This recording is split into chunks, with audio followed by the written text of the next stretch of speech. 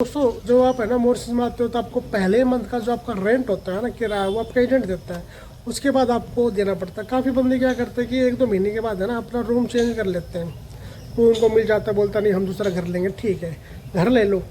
पर मैं आपको एक बात बताता हूँ, घर लेना चलो एडवांस तो आपने दे दिया, वो तो आपका कट जाएगा किराए में। जो सिक्योरिटी आती है ना, कभी ऐसे बंदे को मत देना दे देना जो आपकी है ना सिक्योरिटी वापस ना करे।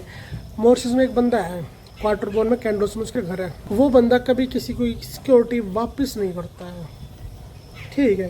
तो एक और दोस्तों मैं आपको सबसे बड़ी बात बताता हूँ, बंदे क्या भूल जाते हैं।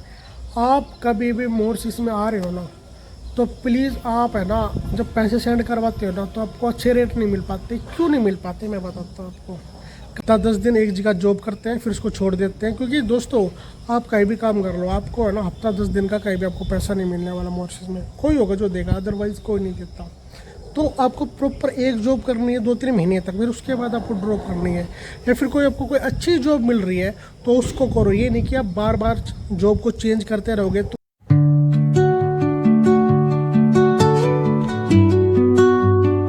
तो good morning friend, welcome my new vlog. दोस्तों आज इस वीडियो में मैं आपको कुछ ऐसी बातें बताने वाला हूँ जो सभी भाई बहनों को पता होनी चाहिए जो लोग मोरसिस में आते हैं। और मैक्सिमम लोग 5 कौन सी बड़ी बड़ी गलतियाँ करते हैं और फिर वो बाद में पछताते हैं। फिर बोलते हैं यार हमने फ़िलहाल मोरसिस में कुछ ज़्यादा पैसा नहीं कमाया, हमको यहाँ पे इतना टाइम हो चुका है। दोस्तों और मेरे को ना काफ़ी बातें आपसे डिस्कस करनी है कि अगर आपको है ना वीडियो में चलो कुछ बात आपको समझ में नहीं आती तो आप मुझे कमेंट कर लिया करो। और जिन भाइयों बहनों की एज 35 साल से ज़्यादा है उनका स्टडी प्लस वर्क वीज़ा नहीं लग सकता है, ठीक है। अगर जिनकी एज ज़्यादा है तो उनको ऑक्यूपेशनल वर्क वीज़ा लग सकता है या फिर उनको ना वर्क परमिट मिल सकता है। पर अभी अपने पास में ना तो ऑक्यूपेशनल वर्क वीज़ा ना वर्क परमिट है, ओके। तो प्लीज़ है ना, तो आपका बात करने का कुछ फ़ायदा नहीं है अभी, ठीक है। जिस दिन मेरे पास ऑक्यूपेशनल वर्क वीज़ा आ जाएगा या फिर वर्क परमिट वगैरह आ जाएगा तो मैं आपसे खुद बात करूँगा। खुद मैं ना स्क्रीन पे है ना नंबर शेयर कर दूँगा और बता दूँगा कि भैया हमारे पास में वर्क वीज़ा आना स्टार्ट हो गया, ओके। वो व्हाट्सएप नंबर पे है ना मेरे से बात करते हैं या फिर मेरे से है ना कनेक्ट होते हैं जिनकी एज 35 साल से ज़्यादा है, ठीक है। फिर कुछ सोल्यूशन नहीं है बात करने का, ठीक है ना। आप अपना टाइम ख़राब करो ना मेरा करो। अभी मेरे पास ऑक्यूपेशनल वर्क वीज़ा का कुछ भी सिस्टम नहीं है। जिनकी एज 35 साल से ज़्यादा है ना उनके लिए अभी मेरे पास कुछ भी नहीं है। मैं ट्राई कर रहा हूँ कि कुछ अच्छा सा हो जाए। तो आज की वीडियो उन भाइयों बहनों के लिए जो मोरसिस में आने का प्लान कर रहे हैं या फिर उनको अभी उनको 1-2 महीना हुआ है। दोस्तों मैक्सिमम लोग है ना गलतियाँ क्या करते हैं, वो गलतियाँ ये करते हैं कि अगर एजेंट उनको है ना एक जॉब दे देता है ना तो वो है ना उसी जॉब में लग जाते हैं। बेसिक को 20,000 मोरसिस रुपीज़ की खुद से ट्राई नहीं करते। अगर वो ट्राई करें ना तो उन्हें और भी अच्छी जॉब मिल जाए। और कुछ लोग ऐसा करते हैं कि वो महीने में 3-4 जॉब चेंज कर देते हैं। सबसे बड़ी गलती है ये। और लोगों के ऐसे बहकाव में आ जाते हैं, वो जो जब वो अच्छी 1,000 रुपये है ना पर डे के कमा रहे हैं वो सोचते हैं कि हम 1,500 कमाएं, और जो 1,000 रुपये जॉब वाली होती है उसको भी छोड़ देते हैं 1,500 रुपये की जॉब के लिए भी, ठीक है। क्योंकि वो लोग दूसरे की बातों में आ जाते हैं। जो लोग फुकरे लोग होते हैं ना उनकी बातों में हो जाते हैं। हर घर में कोई ना कोई ना ऐसा बंदा मिलेगा, क्योंकि वो एजेंट है ना जिस घर में रखता है ना ऑलरेडी वहाँ पे पहले से लोग रहते हैं, ठीक है। तो जो जॉब उन्हें मिलती है ना अच्छी जॉब मिलती है, ठीक, 1,000 रुपये है ना पर डे वो कमा रहे होते हैं, वो जॉब भी वो छोड़ देते हैं उनके चक्कर में आके। तो काफ़ी हमने ऐसे केस देखे हैं कि लोग है ना बहुत ही ज़्यादा है ना जॉब को चेंज करते हैं। 10 दिन एक जगह जॉब करते हैं फिर उसको छोड़ देते हैं। क्योंकि दोस्तों आप कहीं भी काम कर लो आपको है ना हफ्ता 10 दिन का कहीं भी आपको पैसा नहीं मिलने वाला। मोरसिस में कोई होगा जो देगा, अदरवाइज कोई नहीं देता। तो आपको प्रॉपर एक जॉब करनी है 2-3 महीने तक, फिर उसके बाद आपको ड्रॉप करनी है। या फिर कोई आपको कोई अच्छी जॉब मिल रही है तो उसको करो, ये नहीं कि आप बार बार जॉब को चेंज करते रहोगे तो आपका टाइम ख़राब होगा और 1 साल आपका है ना बहुत जल्दी निकल जाएगा। मेरे साथ भी ऐसा होता, पर मैंने काफ़ी जॉब है ना चेंज नहीं की थी, बस 1-2 जॉब मेरे को चेंज करनी पड़ गई थी, ठीक है। पर दोस्तों है ना उसका इफेक्ट ये होता है कि मुझे रियली 1 महीने का तो मुझे लॉस हो गया था। तो मैंने शुरू के 1 महीने को ज़्यादा पैसा नहीं कमाया था। अगर वो जो मुझे स्टार्टिंग में मिल जाते ना तो मुझे और अच्छा रहता।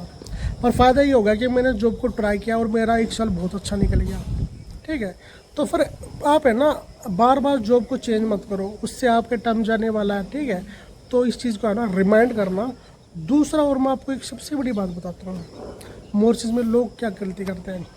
मोरसिस में है ना अगर दारू की बात की जाए ना, दारू बहुत सस्ती है। आपके रूम में देखा होगा, घर में देखा होगा, कोई ना कोई आपको ड्रिंकिंग मिलेगा, ठीक है, ड्रिंकर मिलेगा। काफ़ी लोग मैंने ऐसे देखे जो इंडिया से आते हैं और जो ड्रिंक नहीं करते हैं, पर वो वहाँ पे आके ड्रिंक करना स्टार्ट कर देते हैं, स्मोकिंग करना स्टार्ट कर देते हैं। मॉरिशस में है ना, दारू को बताओ तो है ना, 1 लीटर दारू 200-250 रुपये में जाती है, सस्ती दारू है। और लोग है ना यहाँ पे ड्रिंक करना स्टार्ट कर देते हैं। लोग कहते हैं चलो आप ड्रिंक करो। मैंने काफ़ी देखा, अपने घर से पैसे लाते हैं, वो सारे पैसे खर्च कर देते हैं। ये नहीं कि खुद कमाए उनसे वो ड्रिंक कर रहे हैं, नहीं, ड्रिंक तो करते करते अपनी आदत बिगाड़ते हैं और साथ में जो घर से पैसे लाते हैं ना वो भी ख़राब कर देते हैं। मेरा एक दोस्त है, उसने स्टार्टिंग में सब ऐसे ही किया था उसने, और हम देखते थे पहले तो है ना उसने दूसरों की दारू पी, फिर उन्होंने ना उसके पैसों की दारू पी, बर्बादी एक नंबर की। तो यहाँ पे दारू सस्ती है मॉरिशस में। दूसरा सिगरेट बताता हूँ, स्मोकिंग की भी आदत बहुत ज़्यादा हो जाती है, मेरे काफ़ी दोस्तों को हो चुकी है। यहाँ पे सिगरेट बहुत ज़्यादा महंगी है, 200-250 रुपये मॉरिशस में एक पैकेट आता है, और उसमें से ना आधे लोग तो तुम्हारी सिगरेट पी जाएंगे मांग मांग के। तो मनी वेस्ट है ये बहुत ज़्यादा दारू में, इसमें, ठीक है। बहुत मेहनत से यहाँ पे पैसा कमाया जाता है। किसी भी फॉरेन कंट्री में है ना बहुत स्ट्रगल करके पैसा कमाया जाता है, इतना ईजी नहीं होता पैसा कमाना। और लोग है ना जो 400-500 रुपये की है ना एक सिगरेट की है ना डिब्बी पड़ती है इंडियन मनी, उसको है ना एक दिन में खर्च कर देते हैं। फिर कमाएंगे क्या? जब तक आप अच्छे सेविंग नहीं कर पाओगे तो आप ढंग से पैसा यहाँ पे नहीं कमा पाओगे। दूसरा दोस्तों, मैं बार बार एक बात बोलता हूँ, प्लीज़ आप घर से हैं थोड़ा कुकिंग करके आइए। मेरे पास काफ़ी कमेंट आते हैं, सर हम मॉरिशस में आ रहे पर हम कुकिंग करना नहीं आता। भाई कुकिंग करने में कुछ नहीं है, ठीक है, थोड़ा कुछ बनाना सीख लीजिए, थोड़ा है ना यूट्यूब पे थोड़ा देख लो कैसे चीज़ें बनती हैं। आप किसी भी घर में जाओगे ना कोई ना कोई आपको ना खाना बनाता दिखाई देगा, उसकी हेल्प कराओगे ना तो आपको खाना बनाना आ जाएगा, हेल्प कराते कराते आपको, ठीक है। तो अगर आप बाहर से खाना खाओगे तो भाई साहब यहाँ पर टिफ़िन सर्विस बहुत कम है, बहुत कम। अगर मिलेगी ना बहुत ही ज़्यादा महंगी पड़ेगी, 6-7 हज़ार में आपको खाना पड़ेगा, ठीक है। अगर खुद बनाओगे तो आप खाना, तो वो खाना आपको मुश्किल से है ना 2,000 में पड़ जाएगा पूरे महीने का खाना। और बहुत ईजी है यार, ठीक है, आधे घंटे में सब कुछ बन जाता है। तो आप खुद कुकिंग का है ना करने की कोशिश करो किसी की हेल्प से। जैसे मैंने आपको बताया कि दूसरे की हेल्प कराओ तो आपको बनाना आ जाएगा, जैसे वो करेगा ना उसके तरह आप बनाते जो हेल्प ही हो जाएगी, दोनों की खाना भी हो जाएगा।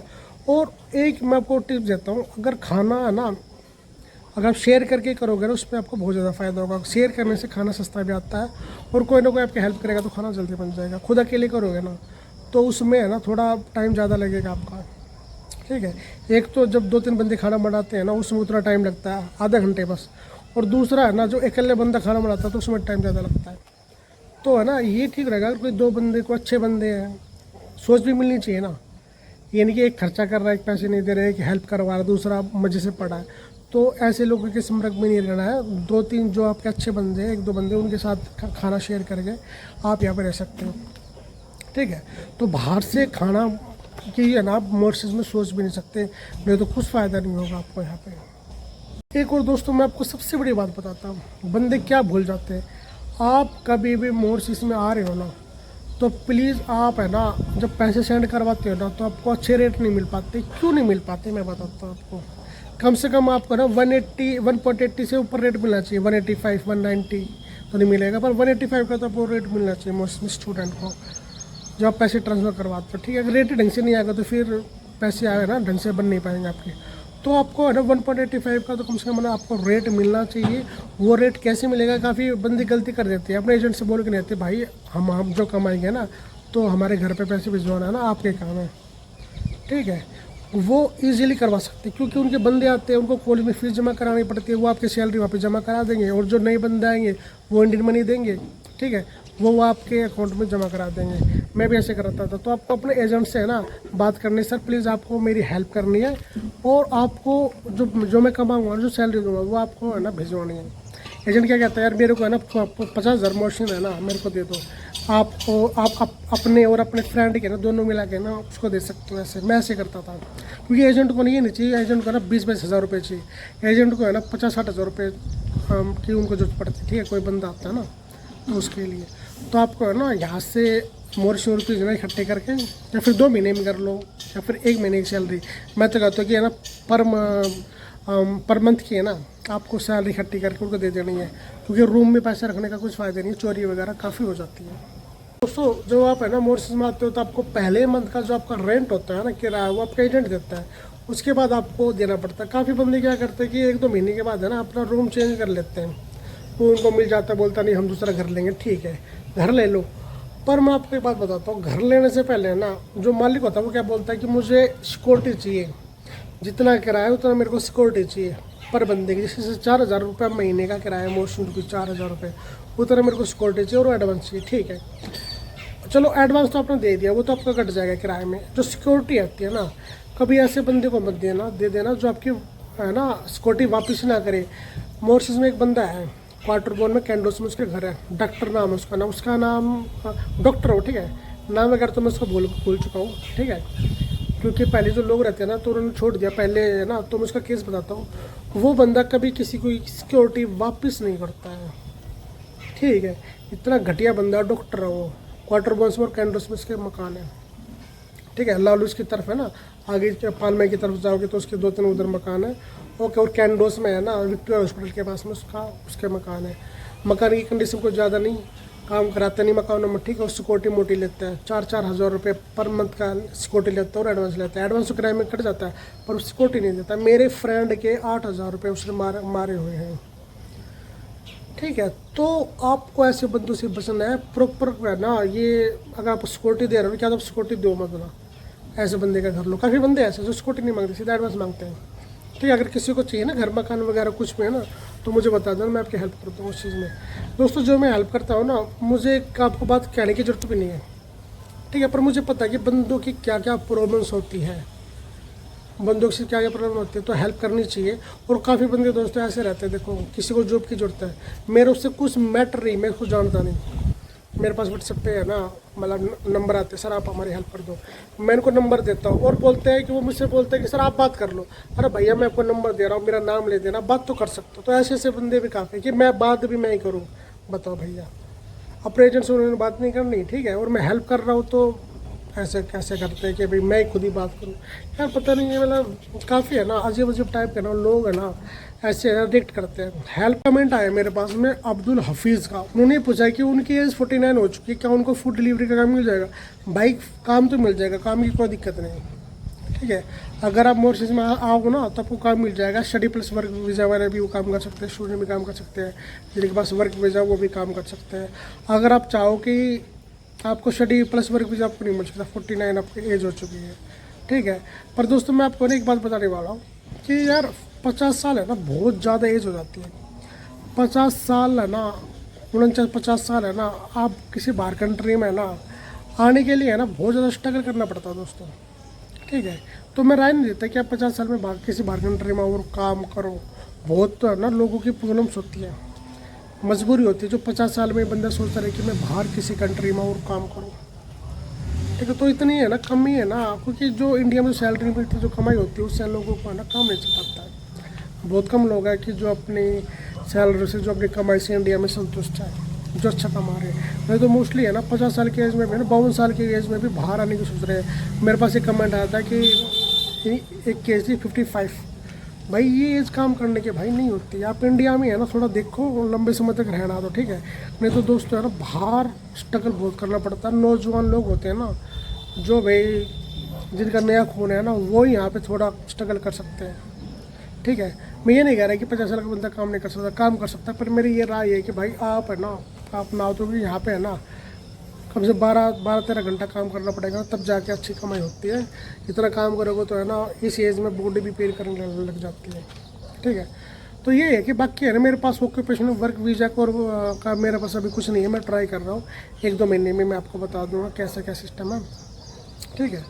तो दोस्तों आज की वीडियो है ना आपको कैसी लगी ये मुझे बताना, और कमेंट बॉक्स में लिखना कि आपको आज की वीडियो कैसी लगी, और कुछ भी आपको डाउट्स हो तो मुझे बता देना। दोस्तों वीडियो को लाइक जरूर करना। मिलता है नेक्स्ट व्लॉग में। Thank you.